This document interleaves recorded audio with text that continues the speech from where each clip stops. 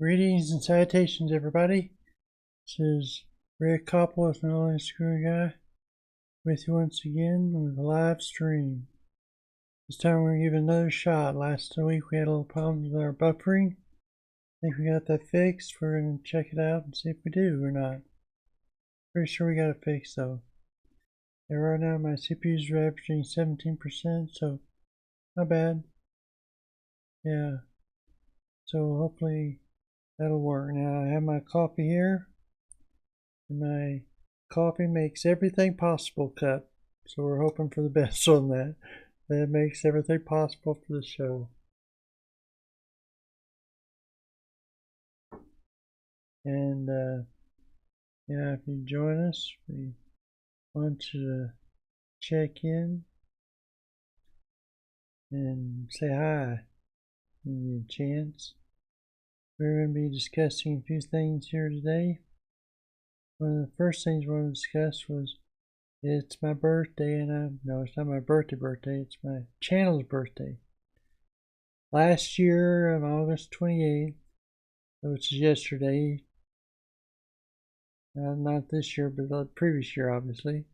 Yeah, so last year we posted our first video for this channel. This channel is now 1 year old. Yeah, not bad, huh? 64 videos and 3 live streams in 1 year, 52 weeks. Not bad. So hopefully most of them I haven't done as good as I hope by now, but we'll see what happens next year, see what happens. So here's for next year, yay!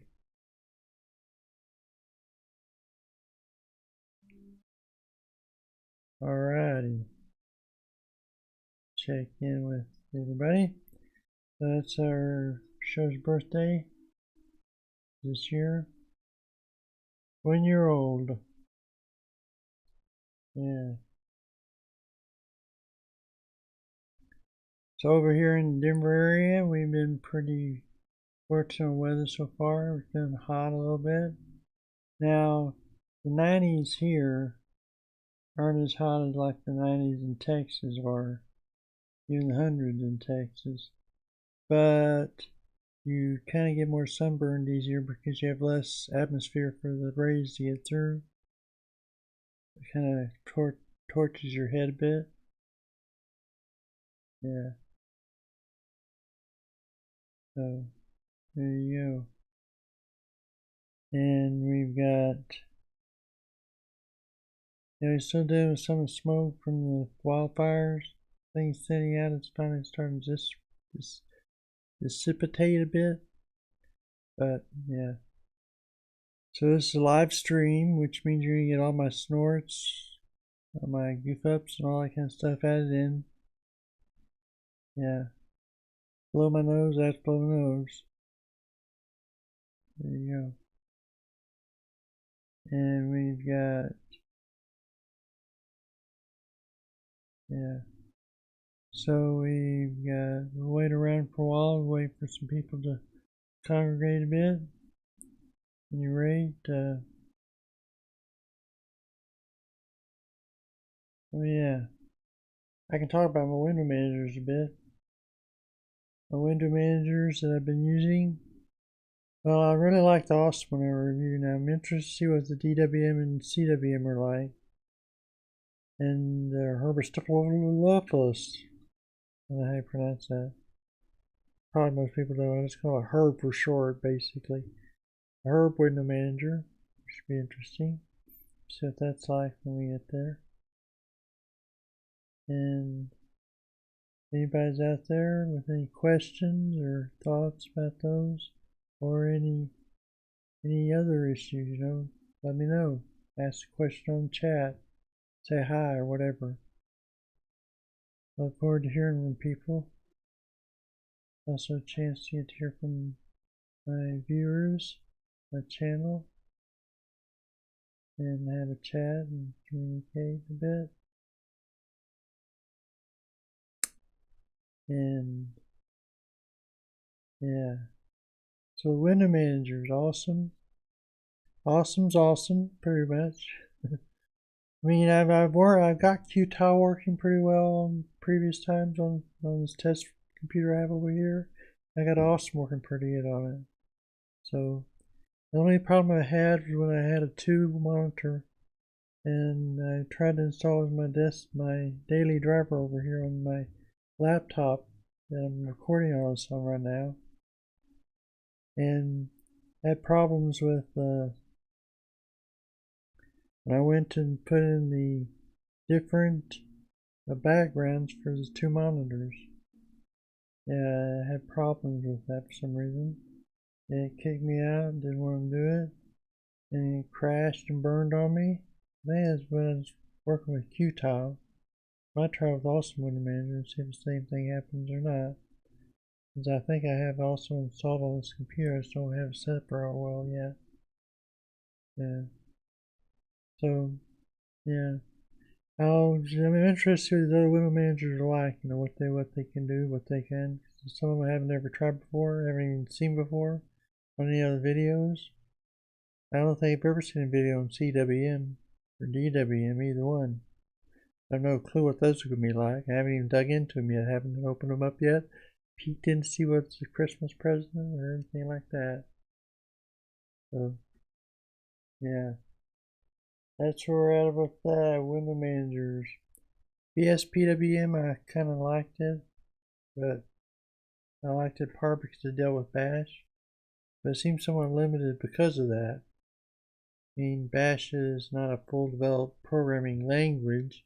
You do a lot in Bash, granted, but it's not the full developed programming language that it is over there. The Lua is, or Haskell, or any of those other, or Python, all those kind you do with the popular window managers. So you hear about Awesome, you hear about Qtile, you hear about Xmonad and i3. The only thing I don't like about i3 is it seems like you can't really get it to do master stack version of dynamic tiling yet. I don't know why. It's just vertical default. There may be a way you can get master stack on it, but I'm not really sure about it, about how that works. So find out.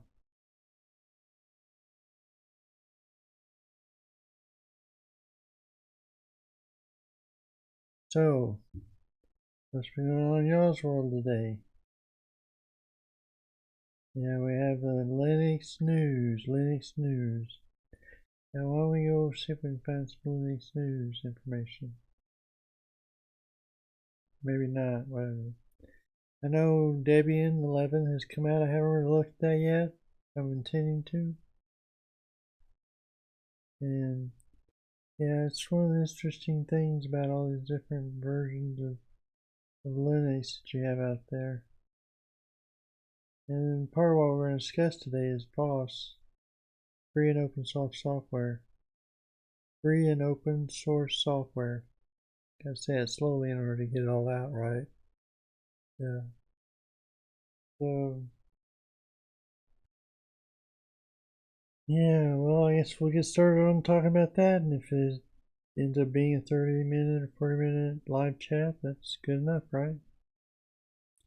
Free and open source software, what do I think about that? Well, let's go to their website on Wikipedia where it talks about it and see what it is exactly. In case you're not sure, because I had a little story to tell you. Because Debian, when I first installed it, well, not when I first installed it, nothing of this came up, but one time when I tried to install Debian, it's about 2 or 3 years ago on my laptop, back when I was distro hopping a bit more than I am now, and I wanted to get the different distro. This way you have to put up with the live version. I'm losing my train of thought. I'm trying to gain it back. Debian. Debian. Okay, when I was first installing Debian, 2 years ago, my primary distro. It came to this point in the thing where I wanted to. I had a proprietary Wi-Fi driver, and it said, "Hey, you can't install that because it's proprietary." Actually, didn't say it. It said you can only install free and open source software. So I thought that meant that I had to go pull out and shell out money for the drivers for my Wi-Fi before I could use it. I wasn't prepared to do that at the time, so I gave up on Debbie just right then. Said, "Oh, I guess it isn't for me for now. Can't install anything proprietary on it. I got to pay for." But then I found out later that wasn't actually the case. You can put free and another term I don't remember off the top of my head. You put free on the end of the repository, and you get it. Non-free as well. Non-free on the end of the repositories, and then it adds all those in the main. Main is the first one, I think. Non-free. There's another entry put onto it after that. I don't know what that was exactly, but at any rate, yeah, so I did that later on, second, third, or fourth time I tried to install it, whatever, and it ran and got it. Now, what non-free doesn't mean is that it doesn't mean you have to shell out money for it, which we'll get to in a minute.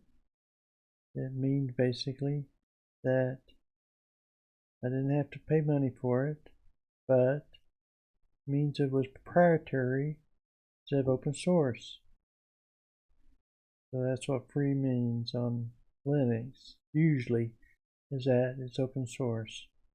Now, why is the benefits doing that? We'll find out in a minute. When we go through the benefits and disadvantages of open source software. Okay, so let's go over to the website and look at that real quick. We'll check it out.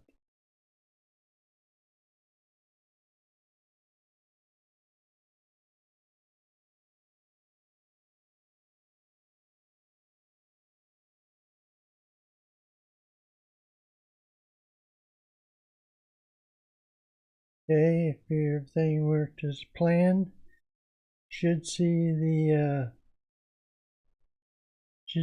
this overview of here. Free and open source software is an umbrella term for software that is simultaneously considered both free software and open source software. FOSS shortened what it means free and open source software. FOSS, as it's usually described, allows the user to inspect the source code, provides a high level of control of software's functions compared to proprietary software.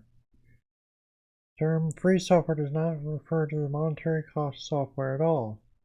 Rather, whether the license to maintain the software uses civil liberties, free as in free speech, not as in free beer. There are a number of related term abbreviations for free and open source software. FOSS, F/OSS, or Free Libre open source software. FLOSS is sometimes described. Apparently, FLOSS is preferred by the Free Source Foundation over FOSS, while Free/Libre is their preferred term. That's because the mechanics of the languages. The Libre open source software for people in Spanish, I guess. I don't know if the people that are in FOSS have started in Spain or Spanish or Mexico or someplace like that. Don't know, but anyway, they prefer Free/Libre as a preferred term. Of course, here we're English. We're just call it free and open source software. FOSS. Makes sense to me. Now, down here you got 4 essential freedoms of software. The free software. The definition of free software that FSF requires a software licensing in respect to civil liberties, human rights, what the FSF Free Software Foundation calls software's users 4 essential freedoms. 1. The freedom to run the program as you wish for any purpose. Basic freedom. And I understand that that's the way it used to be before 70s, I think. Sometime in the 60s it started changing where software became more proprietary and that kind of thing. Freedom to study how the program works and change it so it does your computing as you wish. Freedom 1.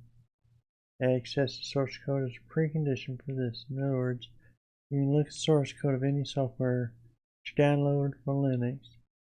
You'll notice in your repositories they often have a listing for your main repository. Also have one listed for source for the same repository. Means you can download any source code you want. You can download source code for this, that, and go in, make changes, recompile it, use it, or distribute it even. So the freedom to redistribute, that's the next freedom. The freedom to redistribute copies so you can help others. And the freedom to distribute copies of your modified versions to others, freedom 3. By doing this, you can give the whole community a chance to benefit from your changes. Access to source code is a precondition for this. So that's open source software. In a nutshell there. Yeah, so now there's several benefits to open source software. Why do they have that? No history here they have listed, but go down here to false benefits. So we're proprietary software. Users of false benefits from the 4 essential freedoms. They can restrict use of and to study, copy, modify, redistribute such software with or without modification. They would like to change the functionality of software. They can bring about changes to the code. They wish to distribute such modified versions of software or often depending on software decision-making model and its other users. You can push or request such changes to be made by updates to original software.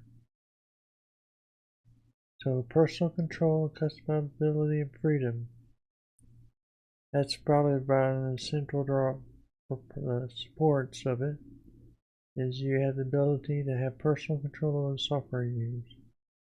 There's some advantages of that. One is privacy and security.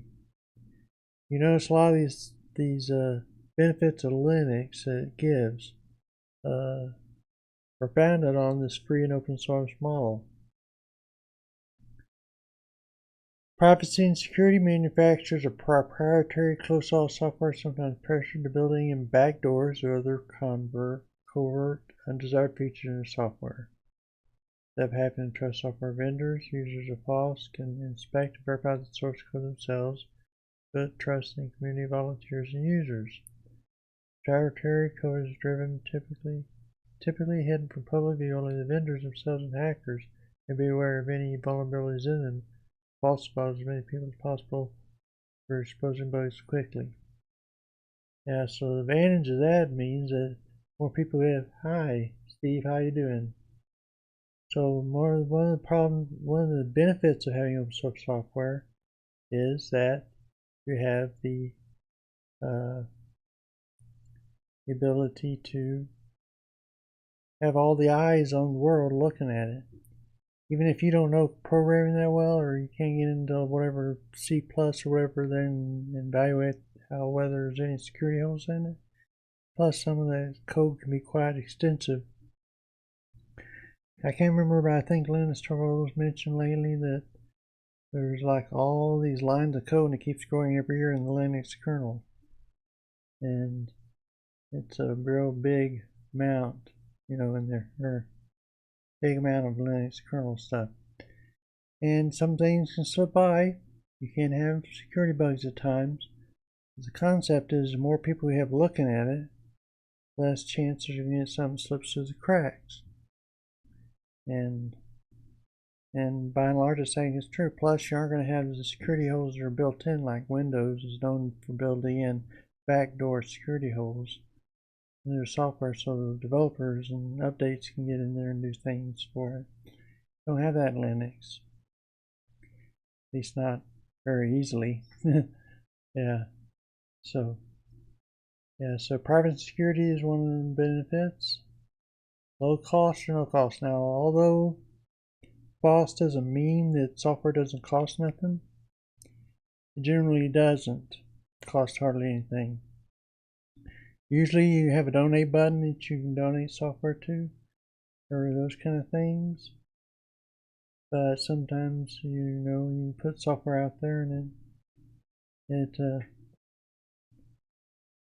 software out there, sometimes people charge for things a little bit. Like Red Hat charges basically for the service of using Red Hat. Now, they don't charge for software itself, they charge for the service of servicing it, that kind of thing, maintenance of it. They can charge so you can have them come and support you, that kind of thing. So there's other features like, I know Elementary props up a donation button and then wants to donate to it right away and you download it. Now, the first time I saw that, I thought, well, I guess you can't get this free. But no, you can put in 0 there and get it for free. It's just that, you have software that they plug into the donation where hoping just hits button and donate automatically. Now but a lot of them are like Neptune here that I got on this computer. Once I've downloaded it, I installed it, I liked it. I put it over as my daily driver. I said, I'm gonna give them some money. So I went and donated $50 for it. Not much, but all I thought I could afford at the time for that and justify for my own budget. But I'm sure it's more than they get for most things, probably. So I know a lot of people download all software and don't ever send them anything. So at least I send them something, huh? Peter, how you doing? Good to see you. Happy to see you, Peter. Yeah, Peter and I have been friends on Facebook for quite a while, I guess, haven't we? Not real close friends necessarily, but friends. Through Lee King, another writer friend I have. So, anyway, yeah, I was happy to see you over there on Steve's channel. So, welcome, Peter, to the show, to the really big show. Yeah. So, anyway, we were talking about free and open source software here. We have more coffee, yay! Yes. Yeah, coffee. I showed this earlier, but I showed it to y'all guys, and you got coffee makes everything possible. So hopefully we'll have more coffee later on. Yeah. So yeah, y'all let me know if anything's on the doing great. Peter says, yeah. Yeah, I'm doing pretty good too myself, pretty much. Better than one might expect. I went to my doctor, my neurologist that I see, my Parkinson's patient, my Parkinson's disease, and seemed pretty pleased with what I'm doing. The only thing, I have some swallowing issues, so I'm going to have a swallow test done at some point here pretty soon. See how it comes out. Otherwise, I'm cooking on all measures. Or is that kind of like cooking on all something like that? On all cylinders, firing on all cylinders. What I'm thinking about cooking on all burners or something like that. Yeah, Peter is a good guy, I think. And if I understand, Steve, you're up in Colorado, not Colorado. I'm in Colorado. Yeah, Steve, you're up in Chicago area, and Peter's down around New Orleans and path of the hurricane, I guess. Hope you're doing okay down there, Peter, and everything's gonna be cool. You're not gonna have any swamped out stuff like last time with Katrina. Killed a pot this morning, thinking of making some iced coffee. Yeah, I killed a pot this morning. Drinking, I hope. Didn't shoot it in the head. Yeah. So, now we're talking about free and open source software benefits, personal control, customizability, and freedom. Private security, low cost or no cost. And then the fourth one they list here is quality, collaboration, efficiency. Also allows for better collaboration among various parties and individuals. The goal of developing the most efficient software for each users or use cases, while proprietary software is typically meant to generate profits. And it talks about some corporations, because they use open source software in their process. Oh, you're in Kentucky, huh? Pretty cool. That means you're far away from all the mayhem over there. You have some friends down there. Oh, yeah. Imagine. I know when I was in Marble Falls, they had a group after Katrina hit. They came up and settled in Marble Falls area, and they opened up a New Orleans style restaurant there. Pretty good food. Yeah. So anyway, we have proprietary. Now those are the benefits they list. There are probably others you could come up with if you thought about it more, but those are the main benefits, I guess. Now the drawbacks compared to proprietary software, they also list security and user support. Now,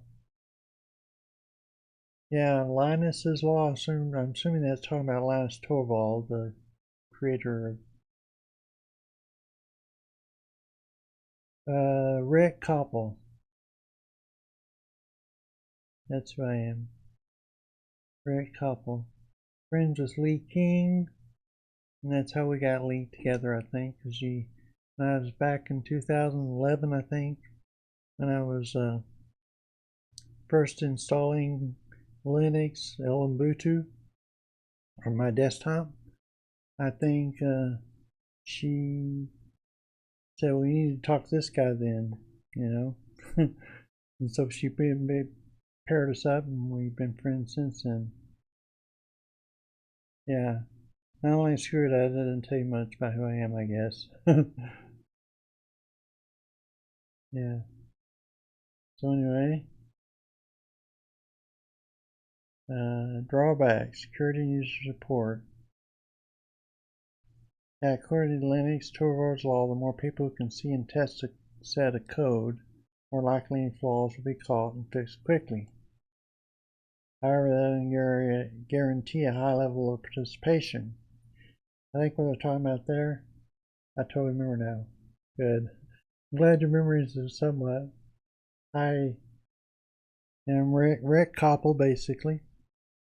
So, basically, I am Rick Koppel.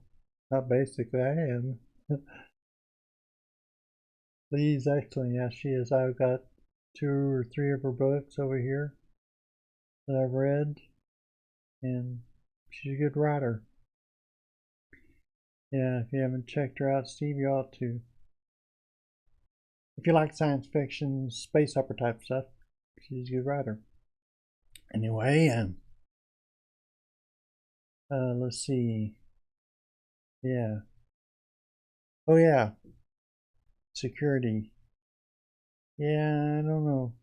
Now, I think what they're talking about is certain projects may have a low level participation, so there's not a lot of people looking at the code in that case. But I think a lot of people probably would say, if you have a lot of people looking at code, a lot of people can do that. What kind of coffee are you drinking? Cubic Nate. Cubicle Nate. Cubicle Nate. Hi, Cubicle Nate. Nate is my son's name, actually. He's working right now. I'm the one in the room, which is why I picked this time to do this. But I know it's going to be pretty quiet around here. So, anyway, Nate, what coffee I'm drinking? I'm drinking Colombia Single Origin. Guatemalan, not Colombia. Guatemalan Single Origin coffee. Whole bean, which ground, and it's pretty good. Yeah, it's the kind of coffee I like, and it's also, I always liked it when I was home roaster back in the day. I still could be one because I got all equipment for it still up in there. I've of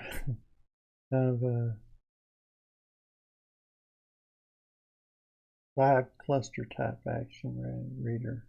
Let's see. Yeah, I've written some science fiction myself, some space opera.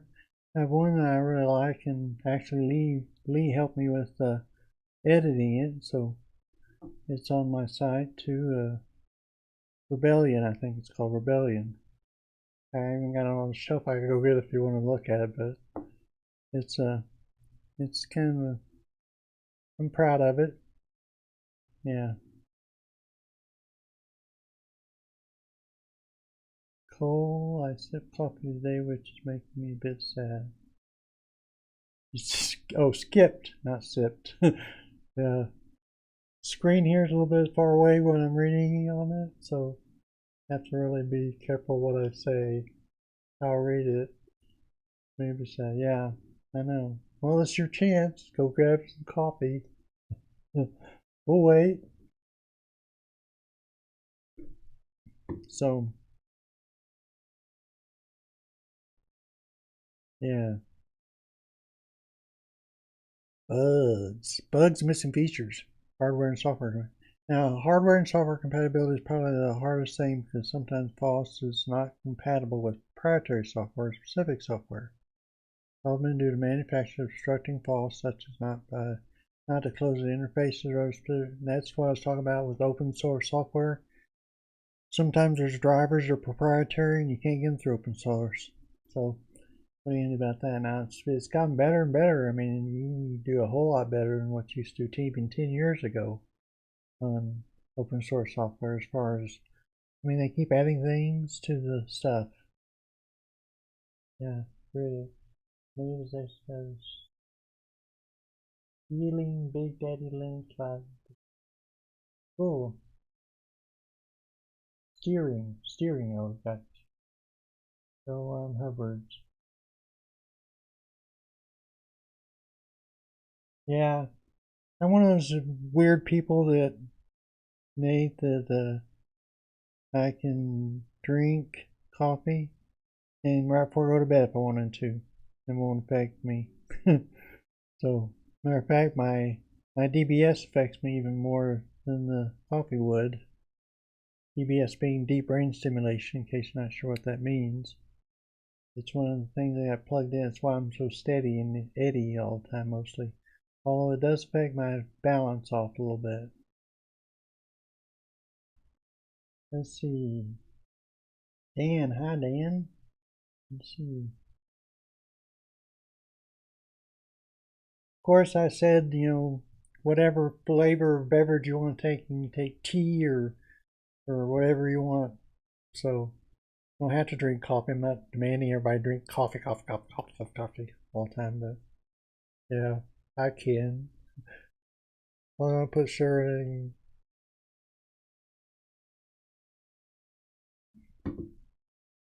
Groups, Rhino, Hubbard's, Battlefield is one of my favorites. Yeah, cool.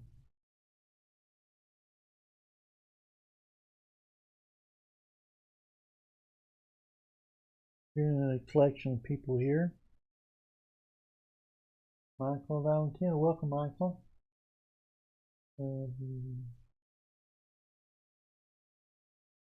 No complaints. Yeah, and I can drink coffee pretty much anytime I want. Uh, yeah, it's glad to see you here too.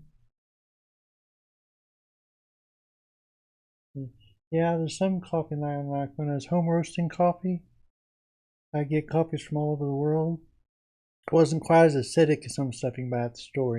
So the acid in the coffee, no, it was out a bit on the line. Some people can drink it, but they can't drink real regular store-bought coffee.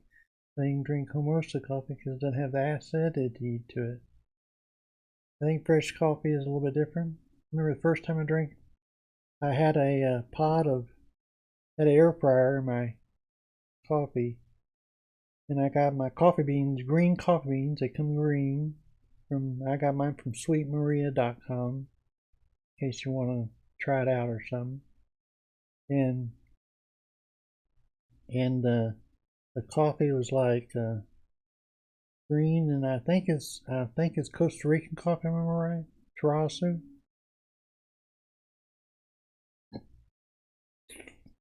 So excuse me, I burped a bit.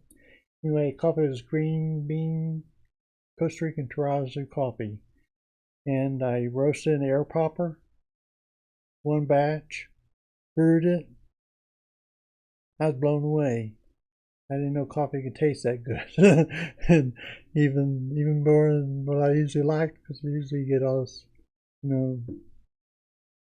Starbucky type coffees that's real strong and bitter and stuff like that. And this was like, just flavor was amazing in it. Hi. Yeah, so talking about free and open source software, if you want to chime in on that. And hardware software compatibility is a problem, I'll admit that for sure. Bugs and missing features is another one they list here.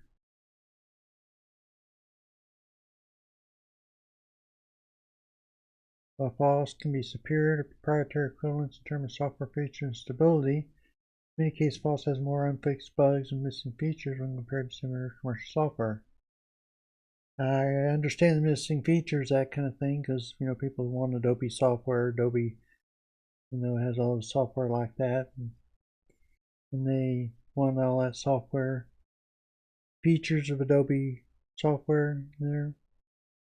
But there's not anything that's one-to-one equivalent to Adobe software in open source software. Now, some of them get close, some of them even better. Like I like LibreOffice a lot better than I like Microsoft Word, and I write all my novels in LibreOffice, and I have it set up so I can scoot things around at will. I can do whole sections or chapters or for those kind of things real easy.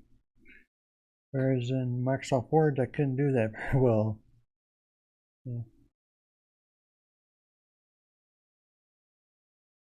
Yeah.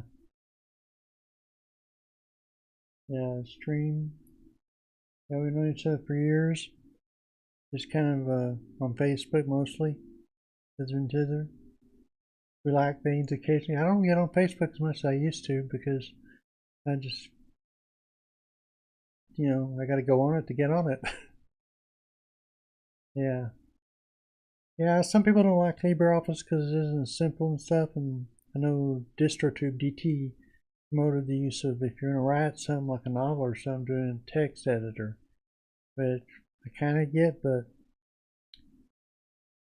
I'm just too used to the features of it very much to really do that. Yeah, Outlook. There's some. I think there've been some attempts to make Outlook like clients, and I think it's like they've had Evolution as kind of an attempt to do that, but I don't know how close it gets. I know there's been some semi-proprietary open source softwares and it has proprietary stuff like that that use that. Yeah. The Peter uses Contact, the KD Plasma. Yeah, I've just always used Thunderbird. Ever since, even back in Microsoft days, I used Thunderbird when I was on Microsoft because I just thought it was cool software at the time, and so I've been using it ever since, pretty much. See, I've had an idea for a story. It's about a Scot who comes to America and settles in Kentucky. I know, not very believable, but I think it can work. What's not believable about it, I wonder? Yeah, Scots who comes to America and settles in Kentucky. Yeah, I was watching one of our managers. I work at Sam's Club, by the way, here in the Denver area. And I was watching one of my managers, and I was thinking redneck. Both of them, I was watching him. He's using forklift to try to push some gallons of milk in the spot. And someone fell out and busted and made a mess, and I had to go clean it up too. or help one other lady to clean it up, but yeah. Yeah, we can make it sci-fi, you can make it fantasy, you can do anything with that kind of story, I think. Matter of fact, it'd be interesting to see what kind of stuff, fantasy you come up with, you know? Yeah. So, missing application. Now, they have bugs and missing features. We talked about that. Participation Frost project. Yeah, I can understand why they might say that, but I don't know about bugs. I think more bugs get fixed or faster in Linux than they do in proprietary softwares, just because of the sheer number of people you have looking at it half the time. Some projects can be very small number of people looking at the code, and that would be an issue. But if you have a large number of people, like in say in Debian or some others, I don't know how many people exactly work on Debian all the time. I imagine could be a lot more. Plus, you have all the users out there that look at the code and stuff too, make corrections, suggestions, those kind of things. Yeah. Okay, my clone, but we had several word processors, so that's what I play with. Word processors, whatever others were, and text editors. Yeah. Yeah, I've never seen a reason to go to a text editor because I'm missing since I do almost everything in LibreOffice as far as that goes with the text editors and stuff when I write it in there, I format it in there, I export it out, and boom. Yeah, Scott, Scotty from Star Trek.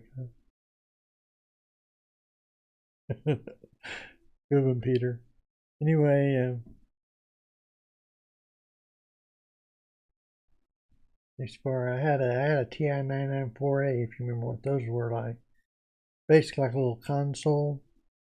It had TI Basic that you have on it, and it had little cartridges you can insert into it to add functionality for little games and stuff they had on there. I like this one maze game on there pretty well. It's the best maze game I've ever seen. It's in and maybe other good maze games out there. I don't know, but I haven't ran across any like that one. Other times,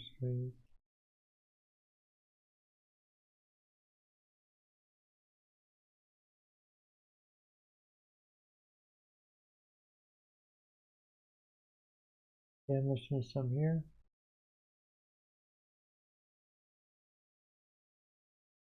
Yeah, as far as now plasma can be resource heavy, but if you notice, if it's kind of like Cinnamon in this regard.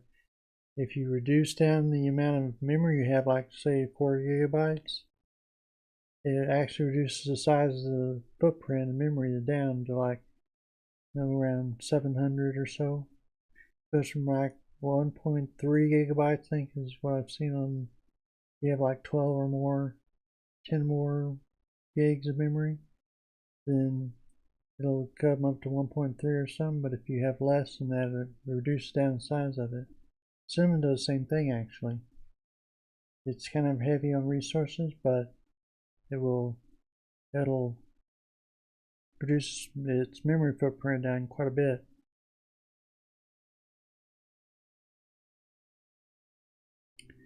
Down not quite as much as something like XFCE or X and Ubuntu would, but it does reduce it down a good bit more. It's like I think Cinnamon reduces it down like 600 some KD, about 600 some. But I think in my little test I did sometime back in my earlier videos, KD actually beat out Cinnamon and how less memory it would use. Pretty good. Now that was the version I tried back then. I don't know about the current version. I assume they're the same, but never can assume anything, right? So I got an not an old version, but an older version of KD on this Plasma desktop that I have here. It's a Neptune OS, which is a Debian-based system. and it's got uses KD plasma on it, which I've pretty much set up how I like it, and it's a good system. It has its own particular menu. It pops up since KD allows you to customize your menus and things like that a good bit, as far as that goes. So I noticed like this and one other distro I remember reviewing. I don't remember which one it was, but it would automatically add in its own menu system. Now, when I did Manjaro, was the last KD version I looked at, it just used a standard KD menu, but it really popped out good. I mean, I really like the Manjaro KD desktop thing. Really works pretty good, I think.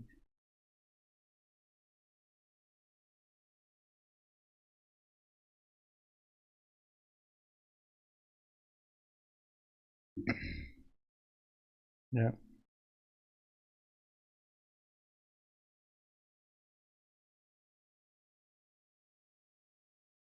French burger. French bang plus. New version of Crunch Bang Plus Plus is out. I've got it on my little netbook. Personally, I like more than Dunce and Lads, but on a man workstation, Debbie Bullseye is running the show. Yeah, I haven't messed with Debbie Bullseye yet. I did it when it was in testing phase. I installed testing version. That ended up being a bomb, but yeah, I need to go back and revisit now. One of the issues I had, there's some software, I don't remember what it was, but there's some software I was trying to run on it, OBS or something like that I needed to use, that wouldn't run on it because of some conflict with some in the Debian Bullseye system. I need to go back and check on it now and see what, something like that. Debian with OpenBox. Yeah. OpenBox is one of the Arch-based systems I'm going to check out on my Arco Linux reviews. It's down the way it lists ways, but it'll be checked out eventually.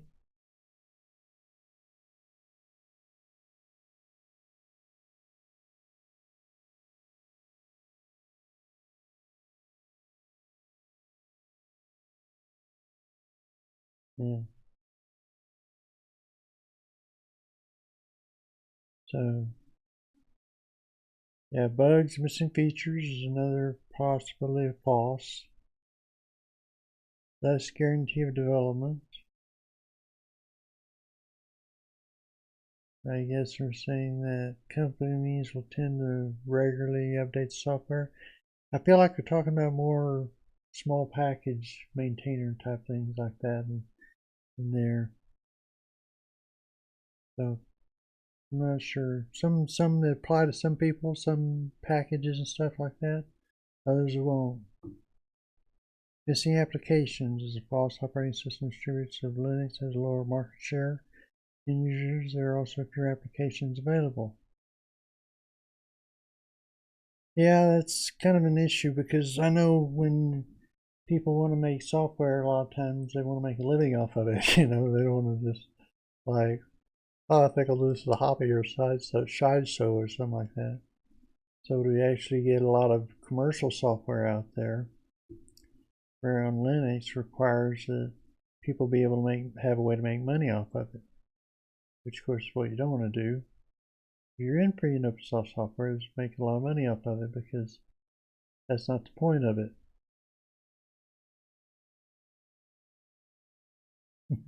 Bon Jovi.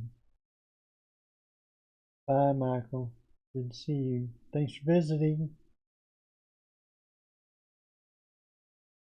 And yeah. So missing applications. I could think of one other they didn't add into this list, so that probably is more apropos to what a lot of people experience, and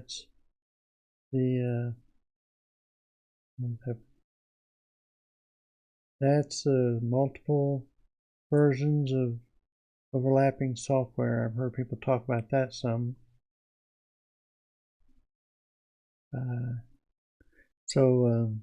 Yeah, I've heard people talk about the overlapping software. Sometimes you have like several applications you can choose from, and you do the same thing like emails, or say with Windows you just have like Outlook, Outlook Express, and there's others you can download like Thunderbird, but they're all third-party applications outside of Microsoft ecosystem type thing. But when you're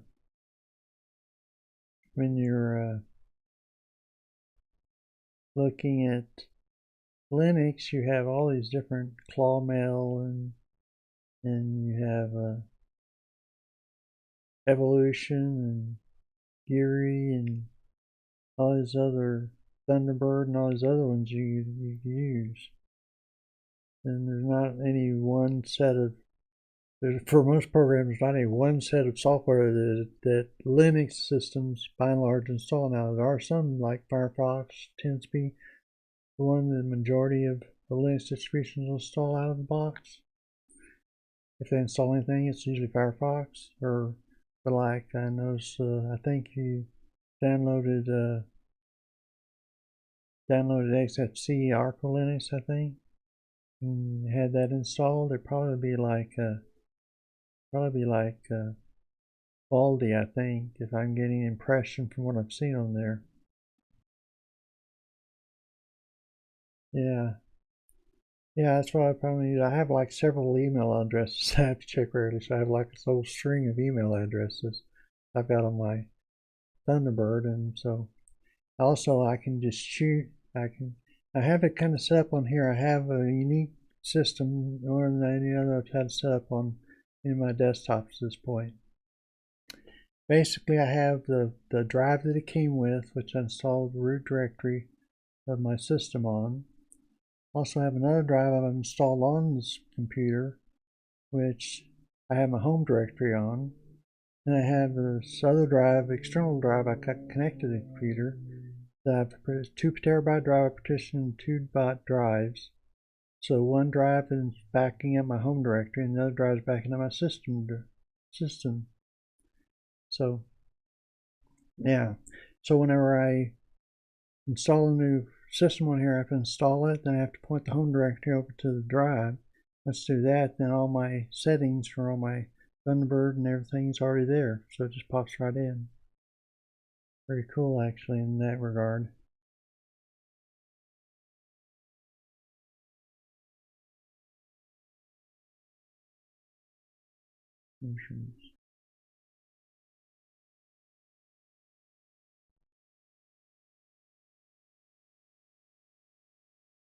Yeah. Yeah, the only problem I have with now Outlook Express was one time I got a virus from it, thanks to its preview. It was back when I think it was around 2000, 1999 or somewhere around there. And they had the bug that came up that all you had to do was look at the preview and it would pop up and install itself when you had virus. And I got it. So I never even opened the email. I just clicked on it and it came on preview, installed the thing. And I fixed it since then, obviously, but back in the day it was kind of like, only virus I ever got, because I've always been careful about clicking on links and emails and going to sites and activating anything in email pretty much. Like I got this one email just the other day that said something about Wells Fargo link, blah blah blah blah blah. I thought, I think I'll go to Wells Fargo's website separately and see if it says anything about that. Yeah.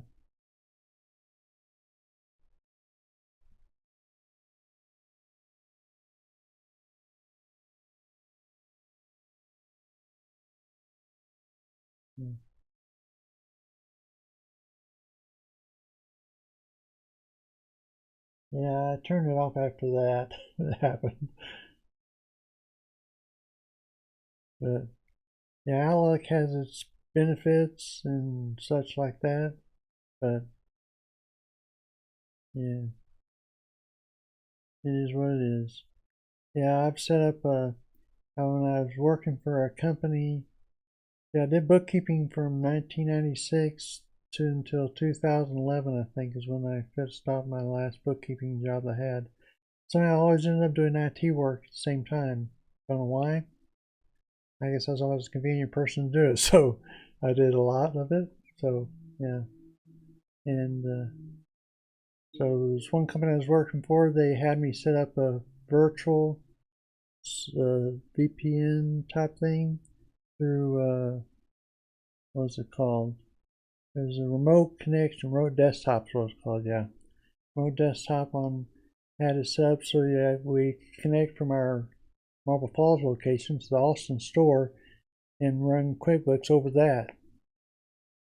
So you imagine how fun that was when you had people coming, it's not working. I had to go there and fix it. Yeah.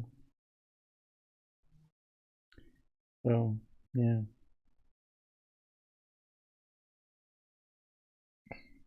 But it has its benefits. So the company had to pay a good bit of money every year to have those licenses to use the remote desktop connection. Yeah.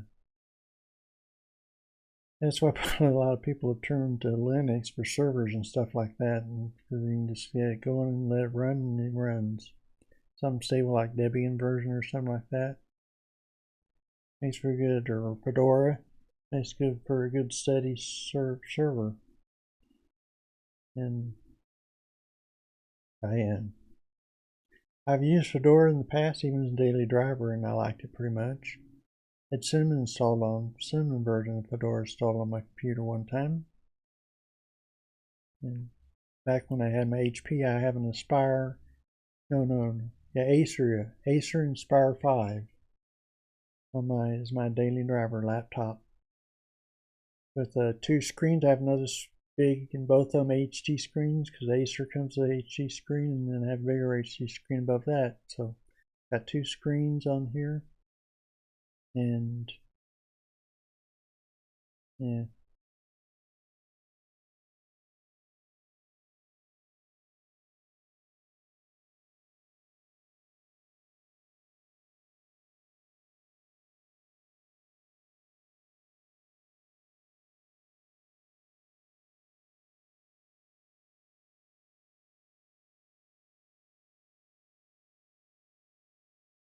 Well, Linux distros these days.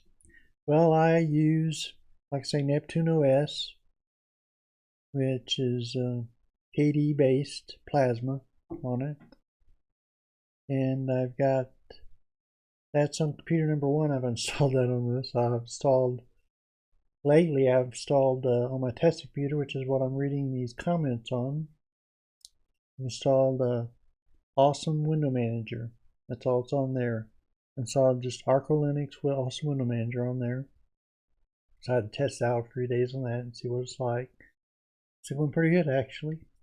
And then I've got Pop OS Cosmic Desktop out on my living room computer out there, and it's got it works pretty good.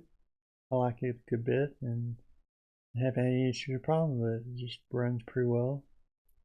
And yeah, and then I also installed, just for testing purposes, I went in there and manually installed Awesome on that computer out there too, to see what that was like, how easy it was to configure that kind of thing, how much configuring difference between that and what Arco Linux does, So Arco Linux actually does quite a bit, actually, I found out, because I had to do a lot more on that one, but I figured out how to make it work, and so I can use that on out there. Matter of fact, I got it up there Awesome Window Manager on there out there right now.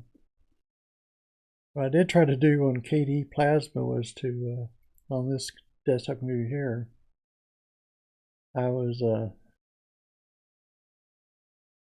yeah, I've used Solus for a while, and I even tried to install Pepper one time. I told that story before, so I won't bore everybody with it again, but I actually installed, before I installed Awesome Window Manager on this computer, I had Peppermint installed it for a while just to see if there's anything different the last time I reviewed it. Because I wanted to review it if it had something interesting and new, but it hasn't yet, so I guess wait for 11 to come out before I review the new peppermint. Yeah, whenever that comes out, I'll review it. And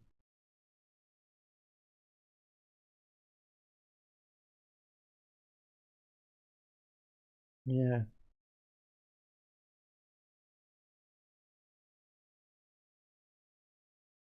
yeah, I've actually used OpenSUSE as well in my distro hopping days. Yeah, it's such a, I got it so set up. I've got to the point where I'm so set up on this, I know everything, and it does everything I want it to do, that kind of thing. I'm reluctant to change it.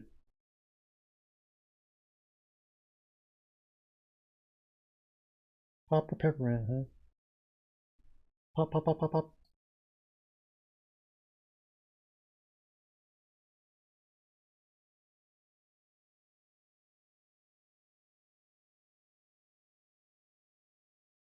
The in-house developed elements. I used that for my first, something about 2011 for the first 6 years, I think it was.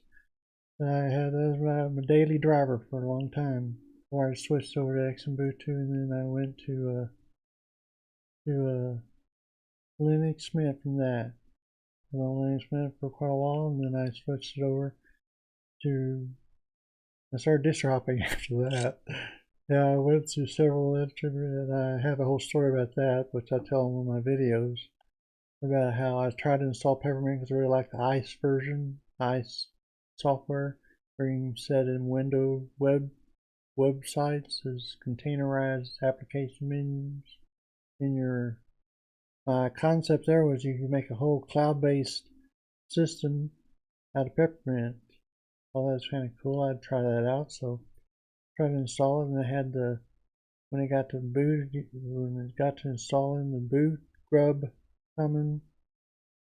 common file, it had a error and it said can't install it.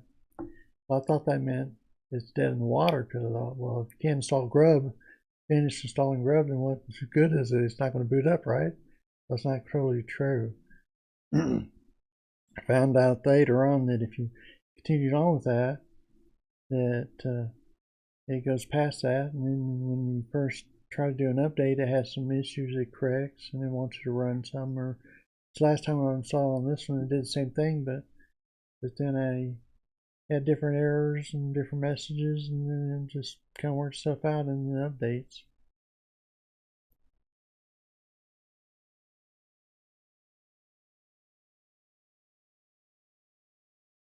Yeah. Years back, one of my followers tagged me big pop-up peppermint, and they got the blessing from Martin Greaves, developer. Yeah, yeah, I bet it has.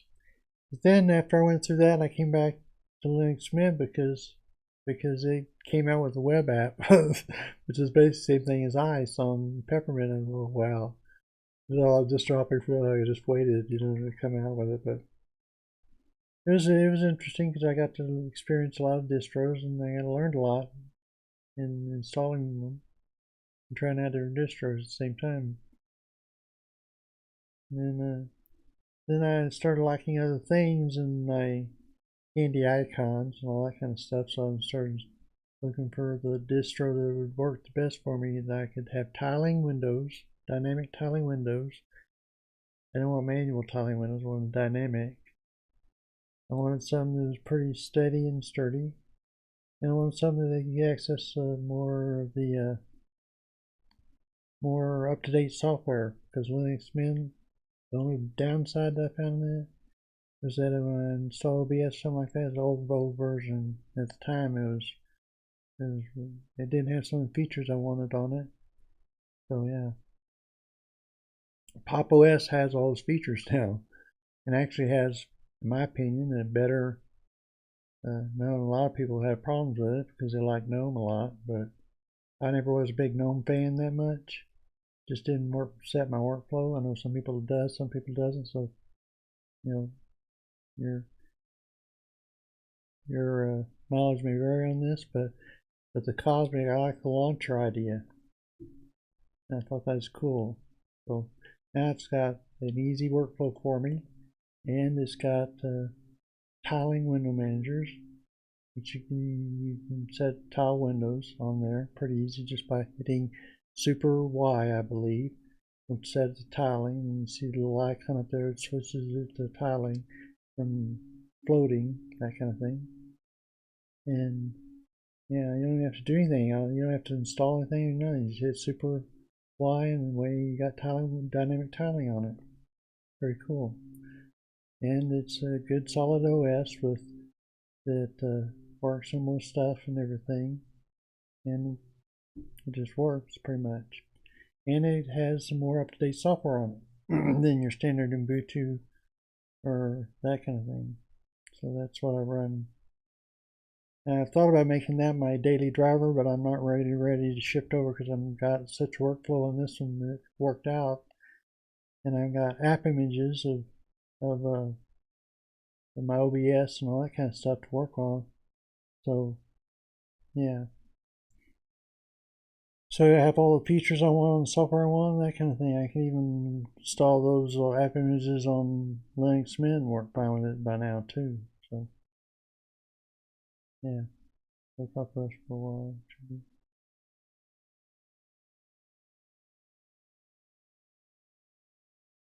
So yeah. So Peter, the Linux Mint spider is running Solus, huh? Bungie. I'm curious why you didn't install Solus Cinnamon on it, Peter. I mean, that would have been like an easier. Is there something about Bungie you like particular about that?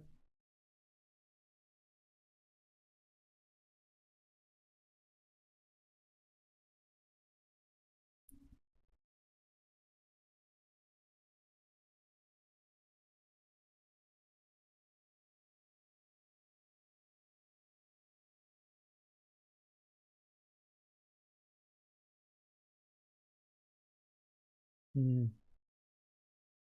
Yeah, so let's see. Well, oh, the only other laptop I got around here, which I've got like 4 or 5 computers, is is my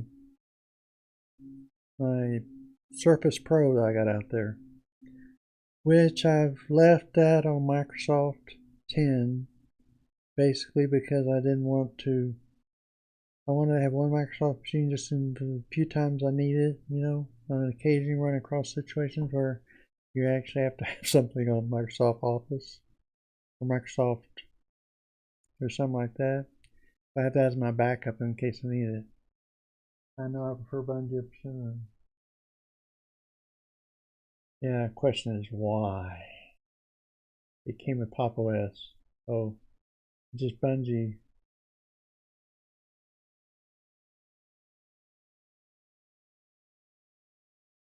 Oh, I see. So, yeah, a few times I've been looked at Bungie. I thought it was a pretty decent operating system, desktop environment, but I never have been real super impressed with it. The kind of knock my socks off type thing. And it's gotten better actually. I think last time I reviewed it was when I was doing my Manjaro reviews. I had a Bungie version. That was pretty good there. But it's kind of just their desktop environment for me, I guess. It'd work if I had to use it. I could use it pretty well and get along with it, but better than a lot of others I know. But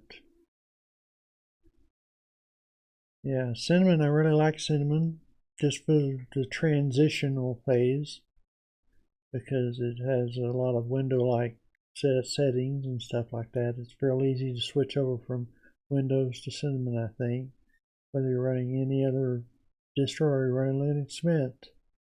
Is one I would recommend for most people switching from Windows over to Linux is to install Linux Mint because it works for most people on most software.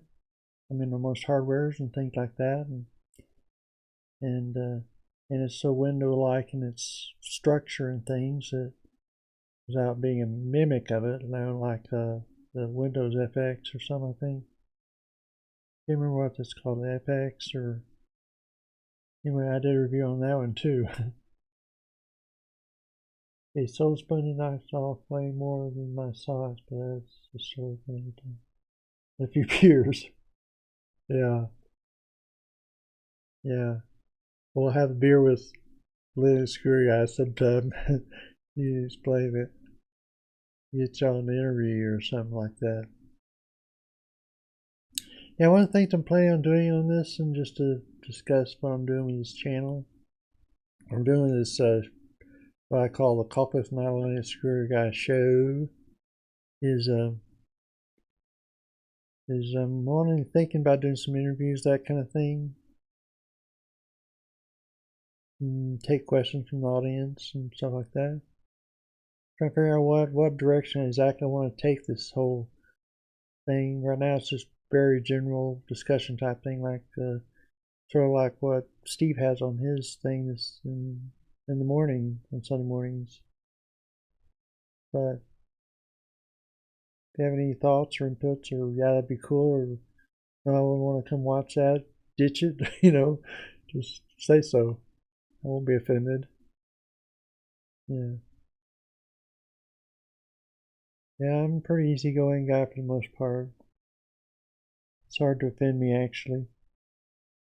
Sometimes that's a detriment to myself, because sometimes I get into spots where I should be offended, but I'm not.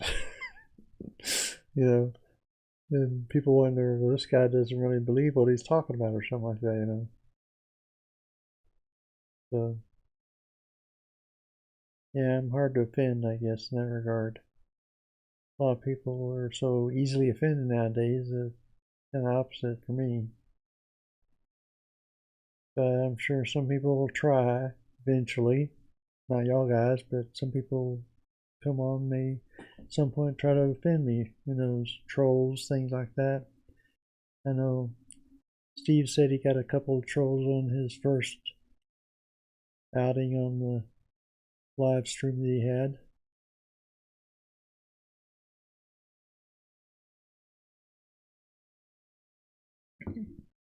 Well, let's see. Been going for over an hour. Not 2 hours, but we don't have to go for 2 hours. We can go to whenever we're done.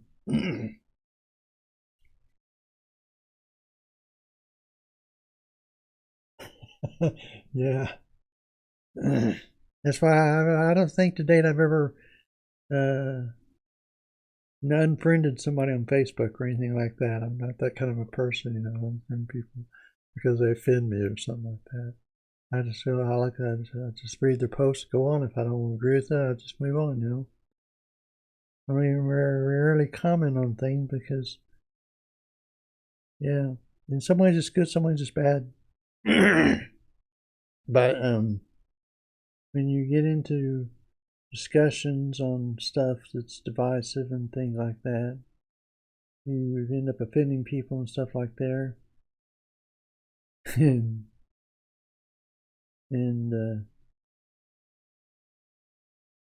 that kind of thing. And it's just,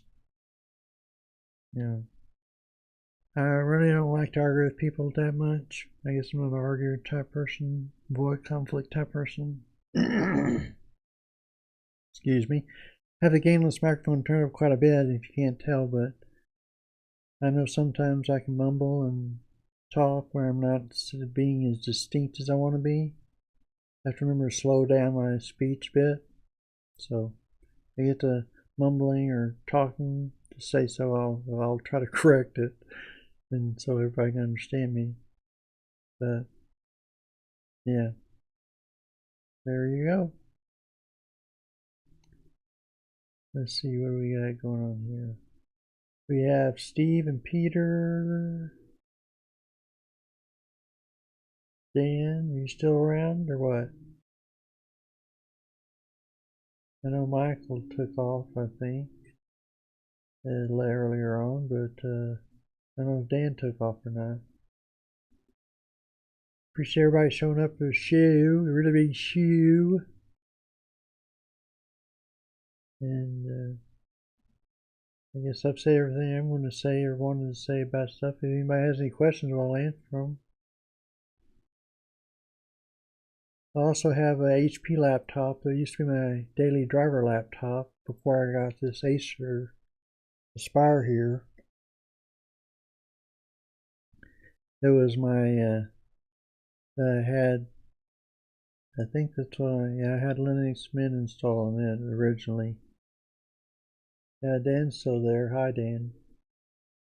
Gotcha. And, yeah, I corrupted it and installed Windows on it because I had to give it to my daughter who was running a CAD program that needed Windows to run on it. So I installed Windows on it.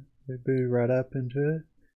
I gave it to her to use, borrow. As soon as I get back, I'm going to reinstall some kind of Linux version on it or something. But yeah, that's the only other computer I have around here. My son though has a gaming computer, about a $1,500 computer.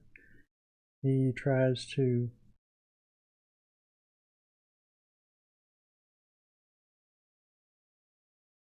okay, we'll see you next week or whenever we see you again. Thanks, Peter, for showing up. Appreciate it. And well, he's got this gaming computer, and he's got Windows installed on. Of course, I went through and gave it the Cyrus Tech Linux, Cyrus Tech debugging version, which takes out telemetry and all that kind of stuff. And I went through this whole thing trying to speed it up by taking all the crap out of it and crud out of it. But he's having problems with his computer, and I'm saying, well, I want to install Linux on it. So he may have me install Linux on his computer at some point. So I'll have another Linux computer in here to get it working good. I may install Pop OS on it or something like that. Pop or Manjaro probably.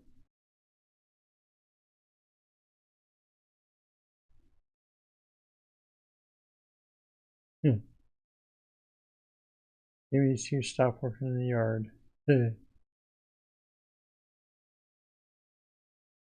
Peter's not leaving. Okay. Yeah, it's been great seeing you too, Peter. Hopefully we get more chance. Maybe I'll eventually get Zoom going. I wanted to test it out to see how it worked on this setting. Everything's going smoothly. I take it from that side.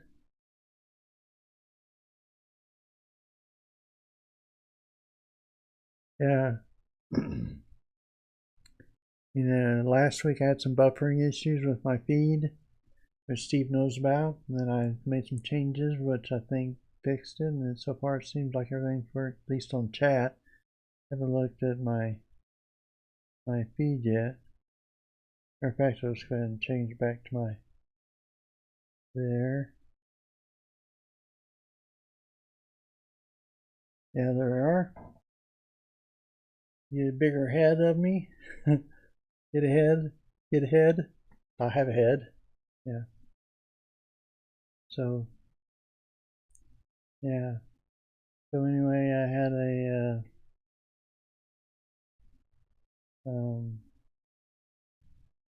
yeah, so I smashed the subscribe and like button so I can hopefully make sure to catch the next one too.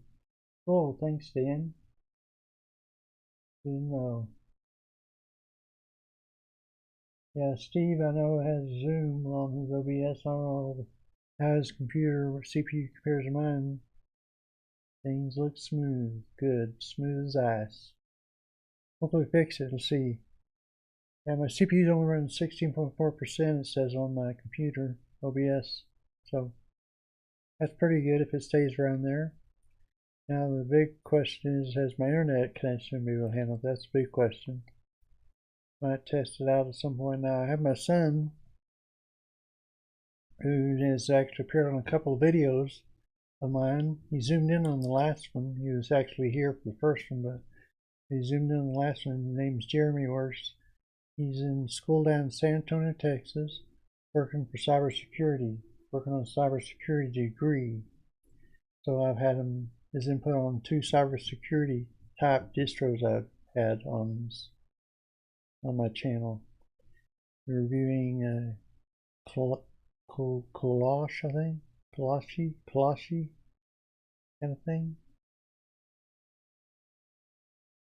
Yeah. Yeah. Yeah, no, it's really doesn't tell you much about who I am, does it? Yeah, I think I posted. I came in last Sunday morning for a brief period of time because I was on my phone and I saw I was on, so I was I don't have anything to do right now, so I went on for a little while. Yeah.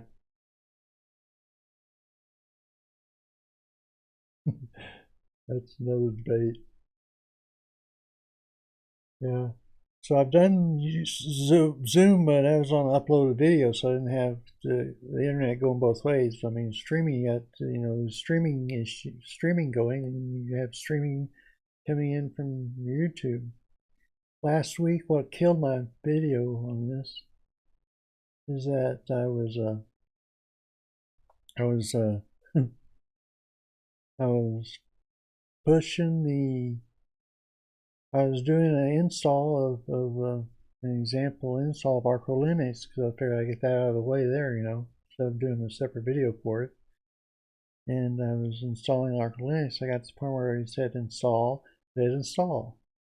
And that opened up a whole new stream of installing, through the internet. There's a net installer to boot. So I was installing through the internet, so then my whole stream shut down. I was having some had the settings too high for resolution, things like that, I think, in OBS. So I had a crash point there. And so I was already having some brief, can't think what to call it now. For some reason my mind just went blank. The buffering. Yeah, buffering issues on OBS stream, on the live stream. Learned how to fix those, so I went in and changed that. But before that, when I hit that, it added another stream of internet access, and I think it just got too much for it, and it shut down the whole thing. So, watch the last one, expect a lot of buffering, and shut down at the end, abrupt bye before I even could say bye. So, yeah. So, thank you, Steve, for helping me with that, though. He kind of I was running a test review on it later that evening. He was kind of helped me from his end see that I was doing good. No grip under pressure, expert. Yeah. Yeah, that's right. I have my first video on my stream that I posted a year ago, which is why do I call myself not a Linux guru guy? So it's a Linux guru guy or something like that. By the way, thank you. And I remember my first video on that, I talked about why I named it, and it's because I don't want anybody to assume I'm an expert in it, so to speak. I mean, I know a lot because I've been with it for several years now and all that kind of thing. But at the same time, I don't want anybody to assume that because I had a Linux channel, I was a super expert. Now, I realized I missed my real calling of what the name should have been for my channel. Anybody want to know what I should have called it? Because I had a comment on my in the previous episode in my video that said drunk because I was slurring my words a bit because of my Parkinson's issues. And I can tell because when I look back at my previous songs and stuff, and I used to chant music, and I used to do podcasts. I have a whole sci-fi space opera type podcast out there called Ray Gun Radio, that kind of thing. Boy, I used to talk real clearly and real precisely, so my voice has deteriorated a good bit over the years, but over the last decade, when it used to be back in 2007, 2008 when I recorded podcasts. When I recorded those podcasts, yeah, so So what should I call the channel? Drunken Linux Master. Yeah, Drunken Linux Master, because that's the I very missed my calling, and everybody assumes it's just fact, And when I had to explain all this stuff about why I sound slurred and slow speech sometimes, everybody just assumed, well, he's drunk, so he's a drunken Linux master, drunk on coffee.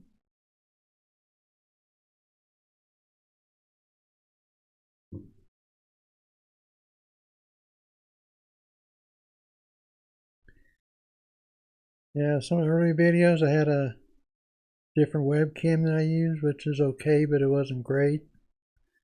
And then I got for my Christmas gift last Christmas, I got this all set up. So I got a big green screen I can stick on the back of my chair. And I did a few videos there, but I ditched that because I thought, well,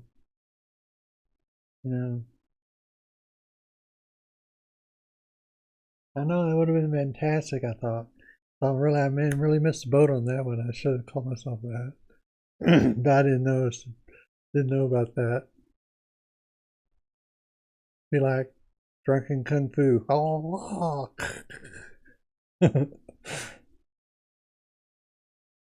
don't know if you can change the name of your stream, but then I have to make up new logos and all. So I have to redo all my graphics and all that kind of stuff. Coffee with Drunken Linux Master. It'd be funny. But it probably would attract a lot more attention than Not Only Obscure guy. But he's not only obscure, I'm not going to watch him.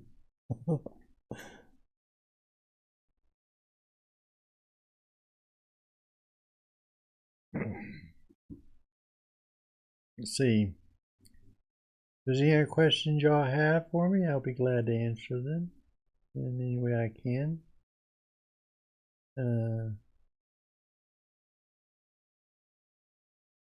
Yeah, interestingly enough, obviously the biggest, the biggest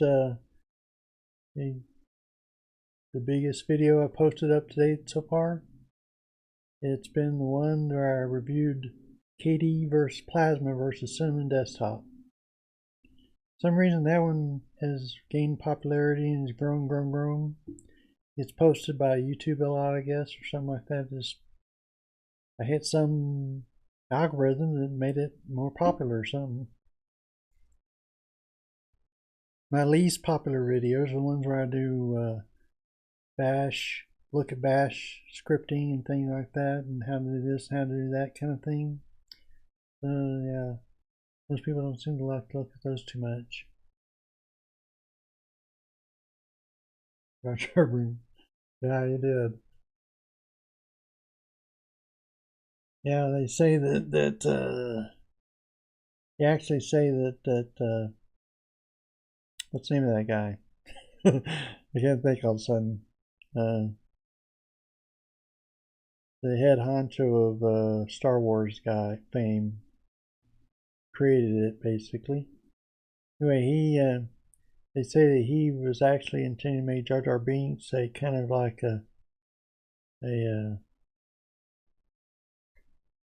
I can't think. Names are not coming to my head for some reason. Anyway, I'm not even drunk. I've been drinking coffee. Yeah, I could show you the coffee, but I have to pour it out on the desk for you to see it.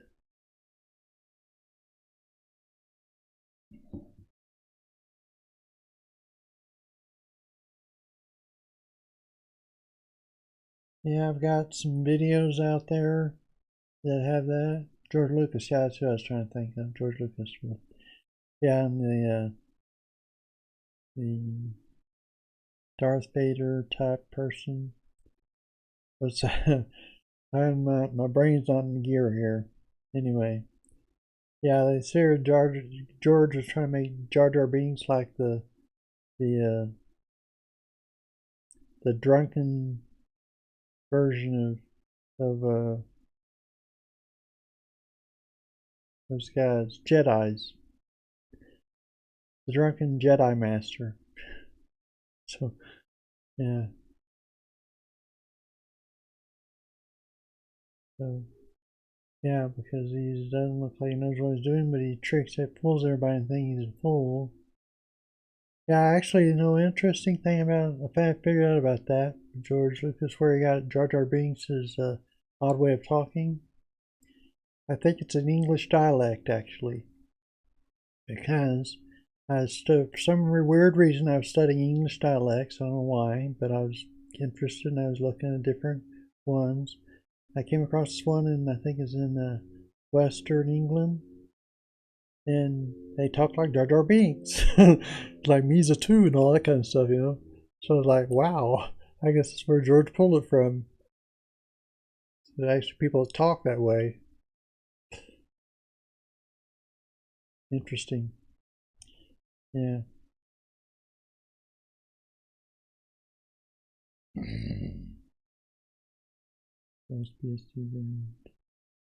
I defaulted the terminal to fish. Looking forward to exploring that fish. Yeah, I've explored fish a little bit. There's like Garuda Linux, I think, has fish out of the box. And I think maybe one other distro I've looked at had it. And I noticed like this not KD, but the GNOME version of Manjaro, I think, had ZSH installed out of the box on it, or was that the last one I did? No. Yep, no. I think it was a GNOME of KD. GNOME version, GNOME 40 of Manjaro that I installed. It had ZSH installed out of the box. ZSH. Actually, you can't say that faster, you won't know what I'm talking about.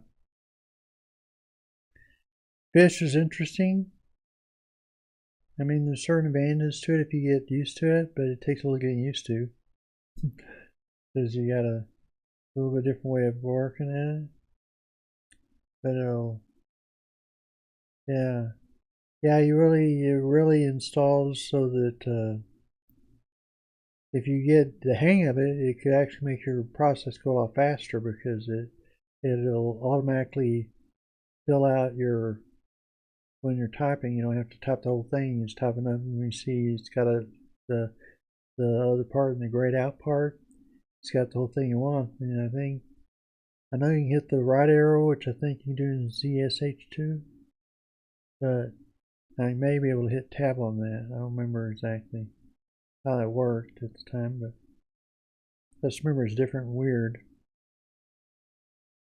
Now, when I got installed on this machine here, I got Bash and all that stuff, but I have a smart home thing. Called Smart. That's why I forget what it's called, but something like that. Anyway, it has a different smart something. Sorry about my brain being fried today, but I don't seem to be able to think what I'm doing. Yeah, I could go and do a check on it and see what you got. Let's see. We'll go to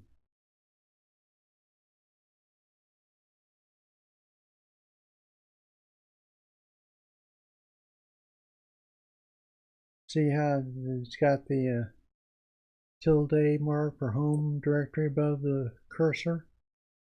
Yeah, and if you go to bash script, like I go to cd to bin, it gives you a thing what version of bash it's using in there.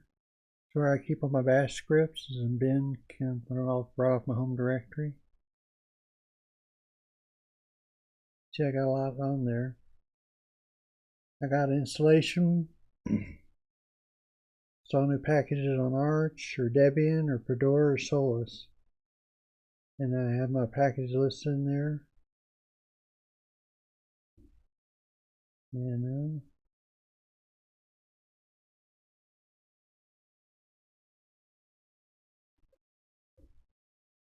you gotta do the capitals right.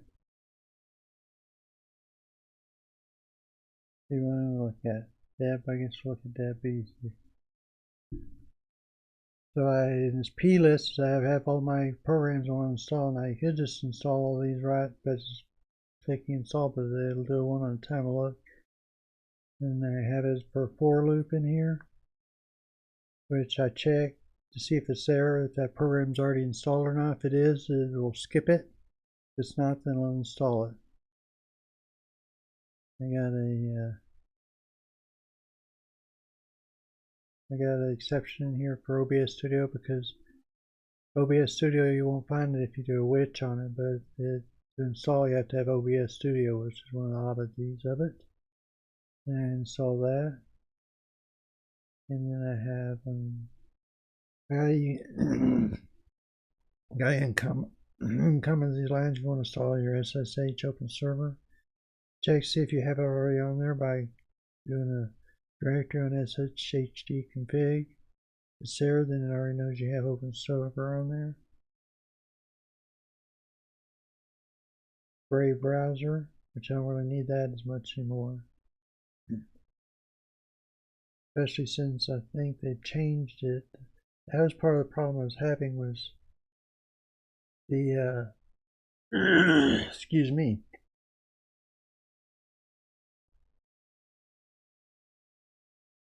Was Brave started.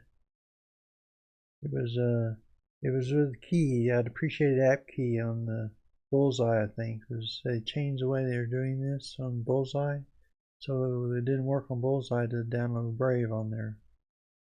Now I just use Firefox pretty much as I've given up trying to jump from Brave browser to browser programs, trying to look for the right one, and Firefox does pretty much everything I want, so let's go with that, even though it's not the best browser out there, I guess, but it's good enough for me, I guess. Install Crimson text fonts. That's actually changed. I got changes modified. I commented out the previous way I did it, and now I have it where I just have them when I do a restore home on my one script I have. It takes it off of the hard drive where I got the external hard drive, or wherever I have it in here, and I can install Crimson text fonts from there. Because I use that for all my books, pretty much. Crimson text, so I have to have that. But anyway, that's in book install. I haven't got Celluloid, which is my favorite video player, installed. If I can't install it off there, I'll install it through Flatpak, because I know there's a Flatpak version. So check see if it's installed. If it installed up the stairs, but not, I'll skip it. Then check to see if Flatpak is installed. If it's not, if it has, it'll skip it. And then if it's installing Flatpaks, otherwise I'll install Flatpak's version of Celluloid on there. That's the last one I have, I think, on there. Yeah.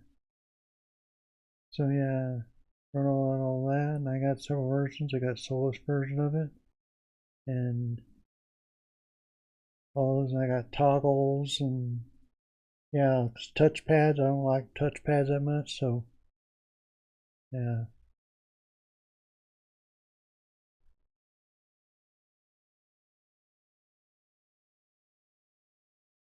Yeah, my phone actually uses DuckDuckGo. It's actually a web browser for the Android, so I use that.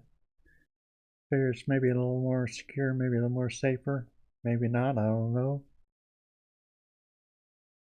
Friendly interactive show. Yeah. Friendly. Yeah. Fishy. Yeah. Yeah, I could probably get used to it. I'm so used to Bash, so I like typing everything out, that kind of thing. So I know there's a lot of advantages to Fish. I just haven't used it that much. And it also seemed like the configuration file for it was a different spot. If I remember right, it's in the config section, if I think. And you had Fish there, and then there's RC type file that you edit there. I don't remember all the specifics on it. It's been a while since I did that Garuda Linux review and how that worked. So yeah. So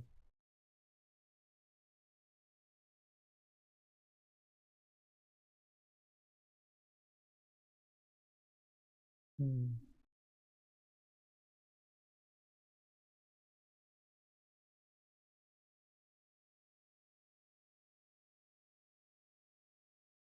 Yeah. Well, any other questions or thoughts?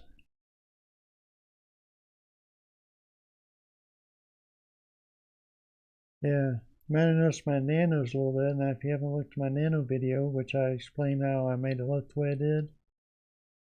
Yeah, something about nano, which is kind of interesting. I didn't know at the time, but I mean, like nano, you go into it. Yeah, you'll see I got no notes down at the bottom telling me what thing. You can set it to where it doesn't do that. You can set it to have line numbers like I do. You can even set it to do smart things. Say like I go down here. And then it do smart home as well as auto indent. So if I go back up, I hit my home button, it just takes me to the beginning of that line that I had again and go back just like, a lot of them do. So I can get around it pretty well. Now, what most people don't know though is that you don't, there's like 3 ways you can save a file in here. You can hit Control O, which is the standard way most people tell you, and then you can write it out to the new package or you type a new name. So if you want to type a new name, you do that. Or if you hit X, you're going to exit and you say you can discard changes and you're answering no, but if you want to save it, you can answer yes and it'll save it to the file.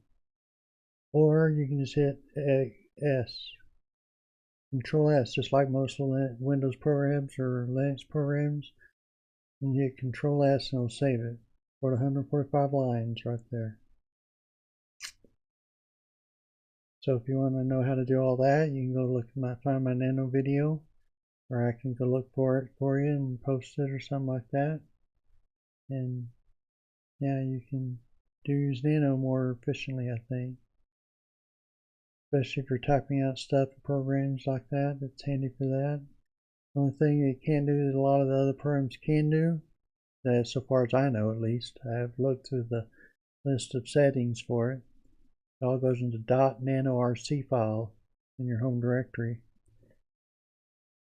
Yeah, you can just do a Google search on it. You can find all the settings for it, and you can do that. Thank you, Peter. I'm gonna probably shut this down. It's getting close to 2 hours. And that's probably my limit for this. Thank everybody for showing up.